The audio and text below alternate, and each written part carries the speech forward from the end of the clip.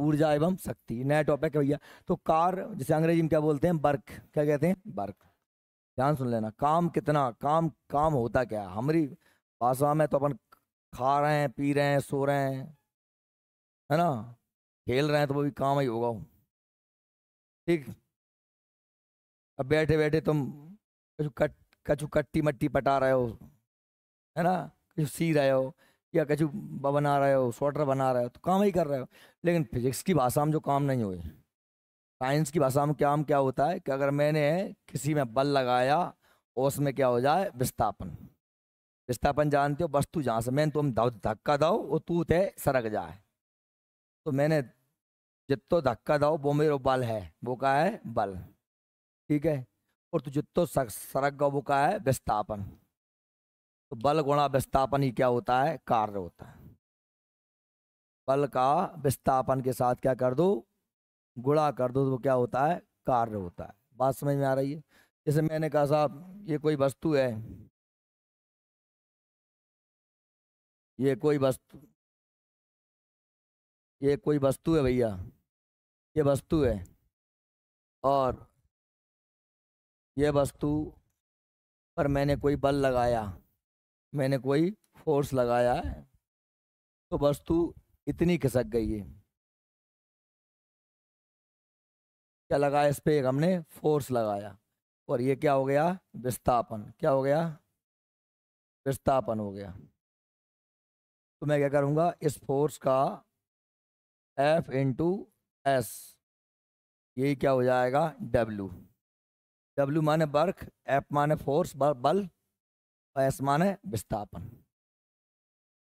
बल की दिशा में किया गया विस्थापन ही क्या होता है, कार्य हो सकता है। आई बात सही में। अब आप मुझे बताओ, फोर्स, बल को कायम नापते हैं हम, कायम नापते हैं, विस्थापन कायम नापते हैं मीटर में। बात समझ में आ रही कि नहीं आ रही। अरे ये तो अब कहूँ कि भले आदमी विस्थापन नहीं पता तो यार फिर मैं क्या करूँ, फिर मैं जिसे कहूँ रोज रोज क्लास आओ। विस्थापन क्या होता है, एक दिशा में तय की गई दूरी को क्या कहते हैं, विस्थापन। शॉर्टकट दूरी क्या कहते हैं, विस्थापन।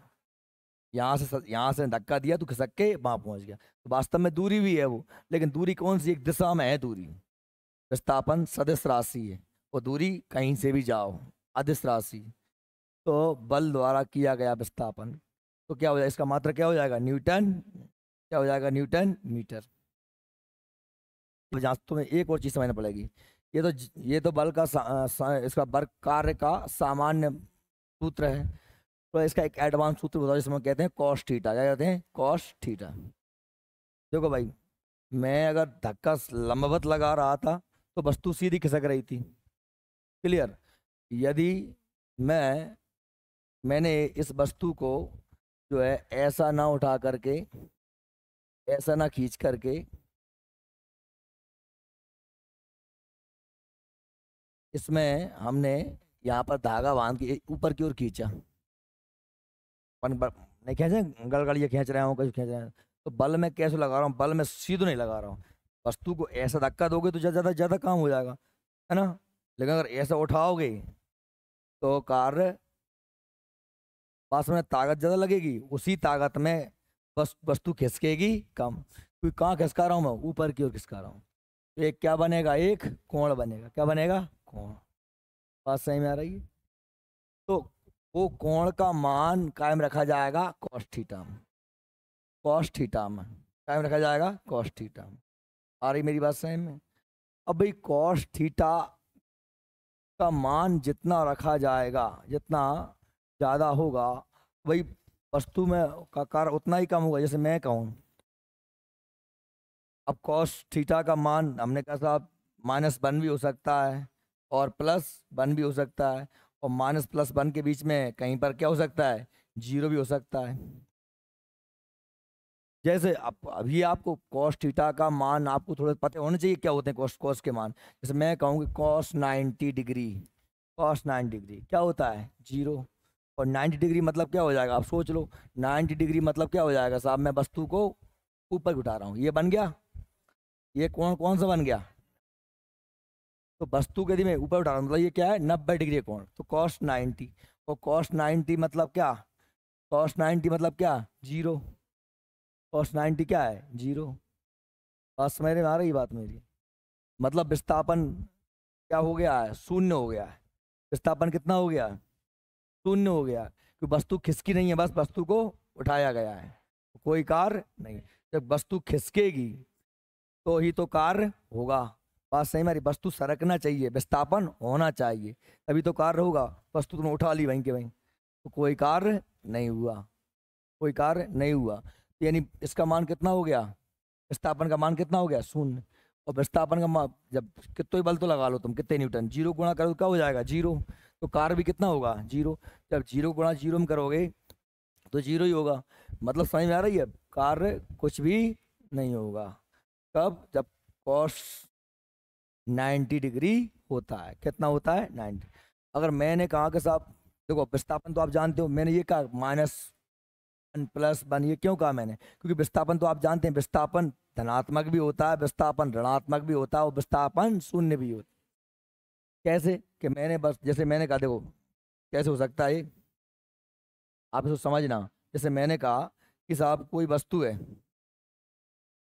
पॉइंट ए से कोई वस्तु चली, पॉइंट बी पर पहुंची और वापस पॉइंट ए पर ही आ गई। मैंने खींचा, फिर वापस खींच लाया, तो वास्तव में विस्थापन क्या हुआ, शून्य हुआ। तो भी कार्य कितना माना जाएगा, शून्य। कभी भी ऐसा होता है कि मैं धक्का दे रहा हूँ आगे, लेकिन बस धड़क गई कितने पीछे, बहुत जहाँ उतने ताकत लग गई बम, तो वो कैसे हो जाएगा, विस्थापन कायम हो जाएगा माइनस में, कार्य कैसे हो जाएगा माइनस में। बात सही आ रही कि नहीं आ रही मेरी? यानी कार्य धनात्मक हो सकता है, ऋणात्मक हो सकता है, अथवा शून्य भी हो सकता है, क्योंकि विस्थापन धनात्मक, ऋणात्मक और शून्य भी हो सकता है। देखो आप अगर देखोगे तो बल भी एक सदिश राशि है और विस्थापन भी सदिश राशि है। बल भी एक दिशा में लगता है ना बेटा, मैंने याद करवाया था, बल भी सदिश राशि है और विस्थापन भी सदिश राशि है। लेकिन जब दोनों से जो कार्य होता है वो कार्य कैसी है, अदिश राशि, क्योंकि कार्य किसी भी दिशा में हो सकता है। कार्य की कोई दिशा, साहब मैंने धक्का दिया इसको पश्चिम में, पूरब में, उत्तर खिसक गया, भाई ठीक है, ऊपर नीचे किसी भी दिशा में हो सकता है। क्लियर? सही में अब कार्य क्या होता है, कार्य किसे कहते हैं, बस बल की दिशा में हुआ विस्थापन। पढ़ लो देखो, कार्य हमारे दैनिक जीवन में कार्य का अर्थ किसी क्रिया को किया जाना होता है, परंतु पढ़ना, लिखना, गाड़ी चलाना आदि। परंतु भौतिकी यानी फिजिक्स में कार्य शब्द का विशेष अर्थ होता है। क्या अर्थ होता है, आता भौतिकी में हम कार्य को निम्नलिखित प्रकार से प्रस्तुत करते हैं। क्या करते हैं, कार्य की माप लगाए गए बल तथा बल की दिशा में हुआ वस्तु का विस्थापन ही कार्य कहलाता है। गुणनफल को क्या कहते हैं, कार्य कहते हैं। बल और बल की दिशा में हुए विस्थापन के गुणनफल को कार्य कहते हैं। अतः कार्य बराबर बल इंटू बल की दिशा में विस्थापन। ठीक है, work equal to force and displacement along this direction. कार्य दो सदस्य राशियों गुणनफल है, बल भी सदस्य है, विस्थापन सदस्य है, परंतु कार्य स्वयं में एक कैसी राशि है, अदिश। क्लियर? इसका एसआई मात्रक न्यूटन मीटर है। समझ गए क्यों है, क्योंकि बल का मात्रक न्यूटन और विस्थापन का मीटर, इसलिए न्यूटन मीटर। तो मैं दंगो धक्का तो तू सरक जाएगा, वही कहूँगा मेरा काम है। बल का मात्रक न्यूटन होता है, क्योंकि बल के बारे में न्यूटन ने बताया था, है? और विस्थापन कितना सर को कायम ना पाएंगे, मीटर में गुणा कर रहे हैं तो न्यूटन मीटर का क्या हो गया, मात्रक। बल भी एक दिशा में लगता है, इसलिए बस बल सदस्य राशि है, और विस्थापन भी क्या होता है, सदस्य राशि। इसलिए हमने कहा साहब इन दोनों का जो मात्रक वो कार्य है, तो कार्य की कोई दिशा, कार्य कैसी राशि है, अदिश। ठीक है, इसका ऐसा ही मात्रक न्यूटन मीटर होता है, जिसे वैज्ञानिक जेम्स प्रेस्कॉट जूल के सम्मान में जूल कहा जाता है। ठीक है, आ जाता है। इसका संकेत क्या होता है, जे द्वारा व्यक्त किया जाता है। एक जूल कार 1 न्यूटन बल इंटू 1 मीटर विस्थापन। 1 जूल कार कब होता है, जब 1 न्यूटन बल लगाऊं और 1 मीटर क्या हो जाए विस्थापन। तो एक एकम एक, इसलिए कार्य भी एक। समझ में आई बात? ठीक। अब यदि बल F तथा विस्थापन S एक ही दिशा में नहीं है, एक ही दिशा में मैं बल लगा रहा हूं तो इतने, वस्तु जा रही है इतने, टाइम में आ रही है, मैं बल लगा रहा हूं तो इतने, वस्तु सीधी जानी चाहिए थी, लेकिन वस्तु कितने जा रही है ऊपर इतने, वहां पर क्या बनेगा, कोण बनेगा। क्या बनेगा? सारी बात सेम। तो भैया बल की दोनों दिशाओं के मध्य क्या बन रहा है, थीटा कोण बनता है। तो कार्य का सूत्र क्या हो जाएगा, F × S, बल गुणा विस्थापन कॉस थीटा, कॉस। समझ में आ रही मेरी बात? आ रही है कहा? बल का ऐसा CGS मात्रा क्या होता है, अर्ग होता है, और 1 जूल बराबर जो है अर्ग वाला ना, 1 जूल बराबर 10⁻⁷ अर्ग। और जितनी घात 7 है मतलब 10 में कितनी जीरो लगा दे, 7। जितनी घात होता है ऊपर उतनी का लगा दी जाते हैं जीरो। ऐसे लेता हूँ मैं, 10 1 2 3 4 5 6 7, इकाई दहाई सैकड़ा हजार 10,000 लाख 10 लाख करोड़। ठीक है, तो मतलब 1 जूल में 10⁻⁷ अर्ग होते हैं। और अर्ग क्या है, बल का CGS मात्रक। क्या है अर्ग? CGS मात्रक। समझ में आ रही है? ठीक है, समझ में आ होगा नहीं? यहाँ बल जो कार समझ में आ होगा, कार समझ में आ गओ का, पक्का?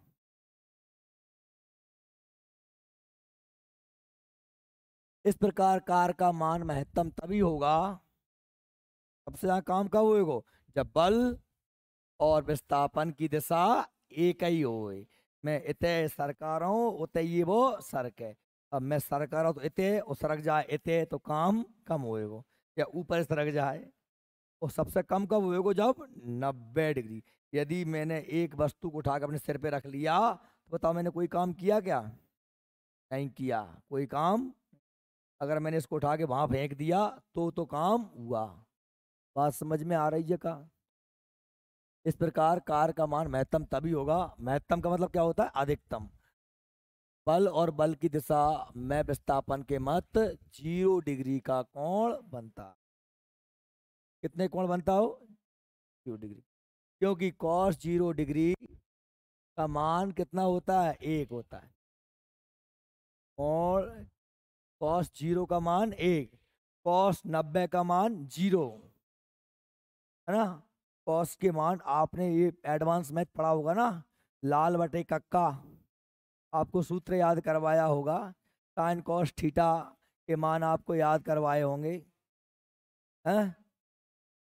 तो यहाँ काम आ जाते हैं आपको, पर जहाँ जरूरत नहीं तुम्हें पूरे याद करने पड़ता। आप cos 0 डिग्री या cos 90 डिग्री, दोनों में काम हो जाता है। cos 0 डिग्री में सबसे ज़्यादा काम होता है, cos 90 डिग्री में शून्य काम होता है। cos 90 डिग्री मतलब उठा रहा हूँ। इसी प्रकार जब बल और बल की दिशा में विस्थापन के बीच 90 डिग्री का कोण बने, मतलब वस्तु ये रखी थी इस पे सतह पर और मैंने वस्तु को ऊपर की ओर उठा दिया, तो ये कोण बना 90 डिग्री का।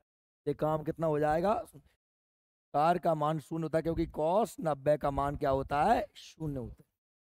ठीक है भैया, क्लियर?